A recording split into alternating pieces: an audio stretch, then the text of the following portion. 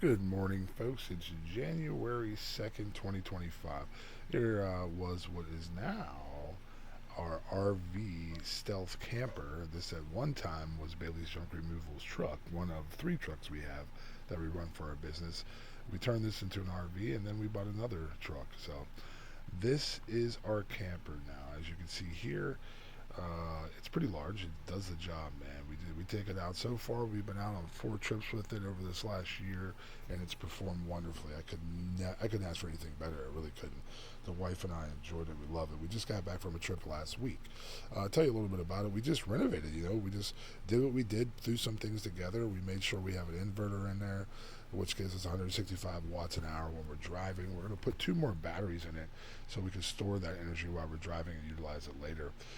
We have two power station sources, multiple small power sources in the forms of portable power chargers, if you will. Altogether, right now, we sit on about, I'd say we're looking at 1,000 watts, 600 watts, plus probably about 20 devices.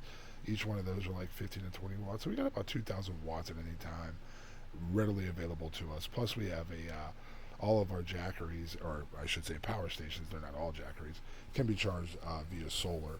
So we plug into that as well. Yeah, so we have everything we need, guys. We have propane hookups, we have heaters, we have everything you could think of, shelving, we have a refrigerator in there. We have everything you could need on a trip. We have a Berkey for water purification system. The only thing we don't have inside is a bathroom. We're considering putting a wood stove in there. If not a wood stove, I'm probably going to do a diesel stove at some point. It's just more convenient. We were on a trip where it was like 25 and 20-mile-an-hour winds, and we eventually got it warmed up in there to like 60 to 60. I think it came out to like 64, so it wasn't too bad actually. But the idea of always having to fill up with propane, we would probably like to go to a more readily available resource such as wood or diesel in a large tank that can, have you can be out for 7 or 8 days without having to worry about it.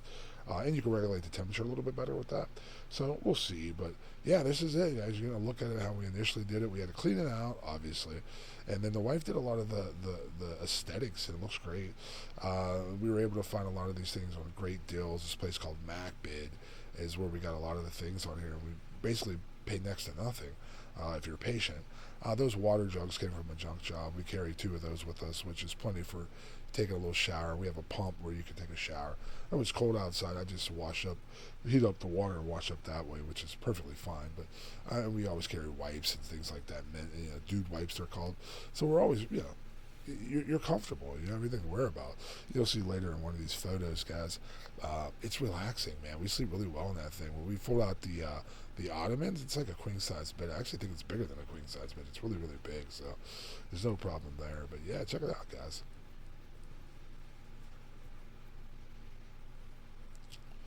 You get a good look there. It is definitely comfortable. We put a little bit of insulation in there in the form of those foam panels, which are I believe are an inch thick, and it really does help with the insulation.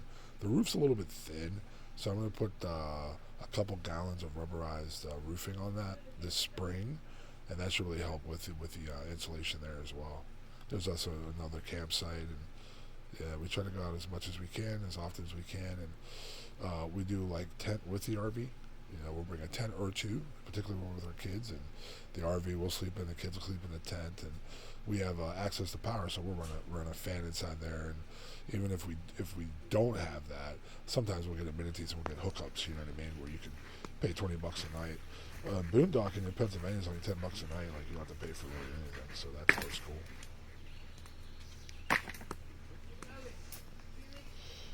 Yeah, very affordable. So I think it ranges from 20 to $30 a night if you get hookups in Pennsylvania, which we'll do occasionally. That even makes it even more of a Taj Mahal. You know what I mean? You have easier access to everything, and there's usually bathrooms at the state parks too. When you're boondocking, no, which is what we were doing here last week. There's nothing. It's just a pit, a picnic table, yourself and your RV and whomever you're with, and that's nice too because it's literally secluded. We did not see one single soul out there for 3 days. I love that. That's the whole idea of boondocking. So yeah, if you guys have any questions or anything like that, hit us up with questions of what we did or how we did it, and what type of truck that is, and engine style, and all those type of things and height of it. People like to get into the weeds a little bit when they talk about their rigs. We have all that stuff, you know what I mean? I won't talk about it in this video, but feel free to chime in and ask us, and we'd love to hear from you guys, and hope you enjoyed the video, and we'll be coming out with many more, because the older we get and the more free we are financially, the more we're able to, the more of this we're doing. 4 or 5 trips a year is nice, but I'd like to do 10 or 15. So, yeah, the channel will continue to grow and expand because we're going to be doing this a lot more. So you definitely will be seeing us more, guys. I hope that's a good thing for you.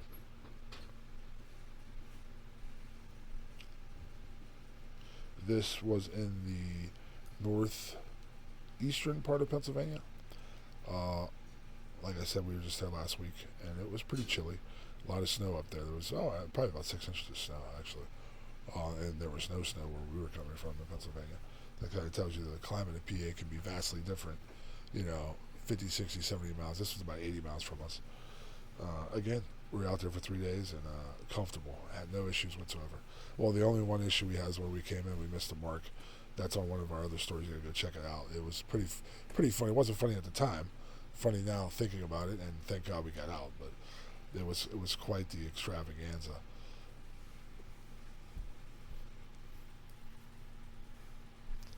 Getting that fire going wasn't that easy. It was very wet up there, so it took a little doing, a lot of fanning. But once it got going, we kept it going the whole time we were there, and it was burning pretty hot actually. As you can see, the snow melting around it, and it did well keeping us warm while we were eating outside or just hanging out or taking a hike and walking around.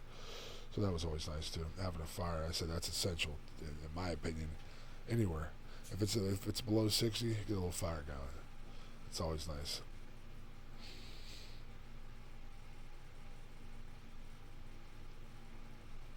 Yeah, the idea of stealth camping is one that always intrigued my wife and I because, well, number one, as you see, it was a business truck. So a lot of people just think you're there for business wherever you're at. Unless you're in a boondocking area, obvious why you're there. But if you're some other location, people have no idea. If you're parking in a parking lot or you're driving around, they have no idea that's an RV. So that's always nice too. So it gives you a little bit more ability to park where you want without being hassled. And that's really nice, because you can pretty much go anywhere in the country and they're going to think, oh, they're here for business. It's a junk removal place, or it's a pickup and delivery place, or they're doing some type of labor for hire. Okay, that's fine. I'm sure they won't be there long. And meanwhile, we're inside sleeping, so that's always pretty cool. But yeah, guys, like, subscribe, check us out. Hit that like button, guys. Subscribe to our channel. We really appreciate it. Follow us. We really appreciate that as well.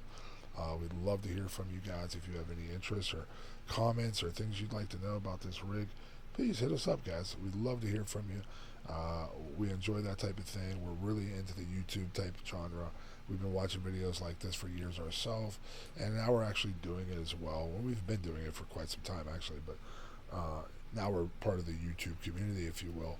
We really love to hear from you guys. Hey, have a great day, guys. Talk to you later.